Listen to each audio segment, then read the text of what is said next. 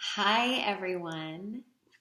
So, imagine a world where you are an artist, where you are pandemic proof, or anything else that life brings your way, that you continue to stay inspired, that you thrive, that you are always connected to your art and your inspiration, and you are fulfilled in that way, and you're putting truth and joy into the world.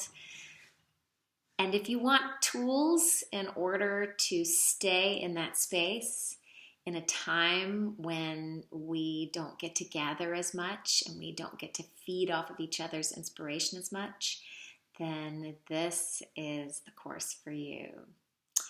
I plan to do a crash course sharing all of the things that I have gathered, reading many books, listening to many podcasts, taking many classes in the art of staying inspired.